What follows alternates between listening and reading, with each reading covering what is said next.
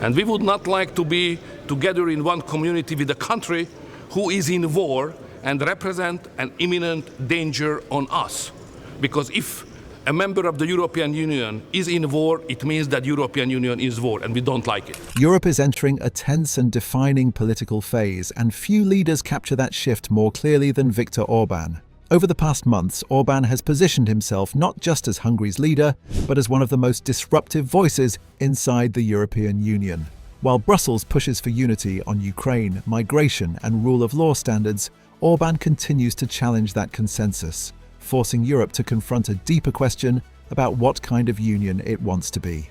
At the center of the current political tension is the ongoing war in Ukraine. Since the start of Russia's full-scale invasion, most EU leaders have aligned strongly behind Kyiv, approving sanctions, military aid, and financial packages. Orbán, however, has taken a markedly different approach. He has repeatedly called for ceasefire negotiations instead of continued military escalation, arguing that prolonging the war risks dragging Europe into a broader conflict. Critics say this stance indirectly benefits Russia, while Orbán insists he is defending Hungarian national interests and economic stability. This disagreement reached a peak during recent EU budget negotiations, where Hungary delayed crucial financial aid packages for Ukraine. The move frustrated many member states, particularly those in Eastern Europe who see the war as an existential threat. Leaders from countries like Poland and the Baltic states argue that unity is essential, but Orbán has used Hungary's veto power as leverage, highlighting one of the EU's biggest structural weaknesses. In a system where unanimous decisions are often required, a single leader can hold up collective action. But Orbán's influence goes beyond foreign policy.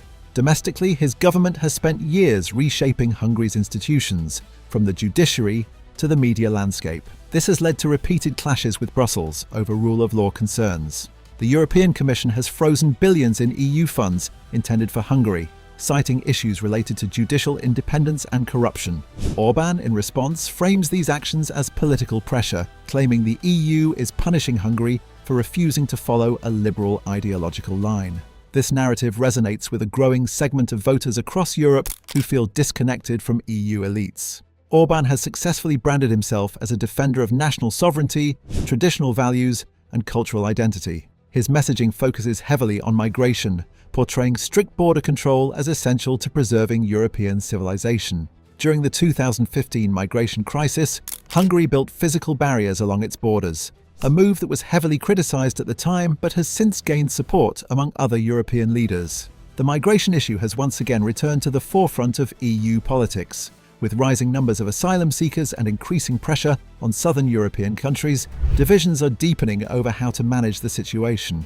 Orbán continues to reject EU-wide relocation quotas, arguing that each country should decide its own immigration policies. This stance directly challenges the EU's attempts to create a unified migration framework, and it has contributed to a broader shift towards stricter immigration policies across the continent. At the same time, Orbán is not alone in reshaping Europe's political landscape. Leaders like Giorgia Meloni have also risen to power with similar themes, though with a more strategic approach toward Brussels. Meloni, unlike Orbán, has largely maintained alignment with EU positions on Ukraine and NATO, while still promoting a conservative domestic agenda. This contrast highlights two different models of right-wing leadership within Europe, one confrontational and disruptive, the other cooperative but ideologically distinct. Orbán's strategy relies heavily on building alliances with like-minded parties across Europe. While he has often found himself isolated within formal EU structures, his influence in broader political movements is growing. Right-wing and nationalist parties in countries like France, Germany, and the Netherlands increasingly echo themes that Orbán has championed for years. This ideological shift suggests that what was once considered fringe is becoming more mainstream. Economically, Hungary faces its own set of challenges. Inflation has been a persistent issue, and the country remains heavily dependent on EU funding. This creates a complex dynamic where Orbán criticizes the EU while also relying on its financial support. The frozen funds have put additional pressure on Hungary's economy, forcing the government to negotiate with Brussels despite its confrontational rhetoric. This balancing act reflects a broader tension between political independence and economic interdependence. Within the EU, energy policy is another area where Orbán diverges from the European mainstream. Hungary has maintained close ties with Russia in terms of energy imports, particularly natural gas. While most EU countries have worked to reduce their dependence on Russian energy, Hungary has continued cooperation with Moscow, citing practical economic needs. This position has drawn criticism, but also underscores the uneven impact of EU-wide policies on individual member states. The broader implication of Orbán's approach is a gradual transformation of the EU's internal dynamics. The Union was built on the idea of shared values and collective decision-making, but increasing political diversity among member states is testing that foundation. As more governments adopt nationalist or conservative positions, the challenge of maintaining unity becomes more complex. Looking ahead, upcoming European elections will play a crucial role in determining the direction of the Union. If parties aligned with Orbán's views gain more influence in the European Parliament, it could shift the balance of power and reshape policy priorities. Issues like migration, climate policy, and relations with Russia could all see significant changes depending on the election outcomes. At the same time, there is strong resistance from other parts of Europe.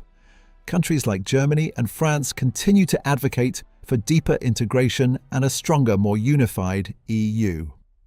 They view Orbán's actions as undermining the very principles that hold the Union together.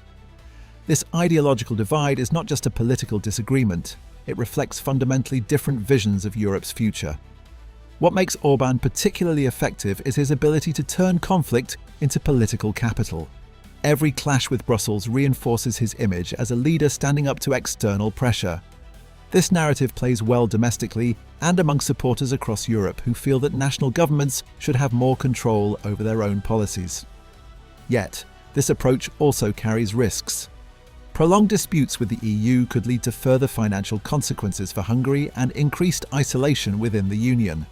There is also the possibility that continued obstruction could prompt institutional reforms aimed at reducing the power of individual member states to block decisions. Such changes would fundamentally alter how the EU operates. In many ways, Viktor Orbán represents a stress test for the European Union. His leadership forces the bloc to confront its own contradictions between unity and sovereignty, integration and independence, shared values and political diversity. Whether the EU emerges stronger or more divided will depend on how it navigates these tensions in the coming years. For now, Orbán remains a central figure in Europe's evolving political story. His actions continue to shape debates on some of the most critical issues facing the continent. And as Europe moves forward in an increasingly uncertain global environment, the question is not just how to respond to leaders like him, but whether the EU can adapt to a new political reality without losing its core identity.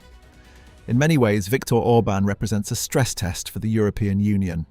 His leadership forces the bloc to confront its own contradictions between unity and sovereignty, integration and independence, shared values and political diversity.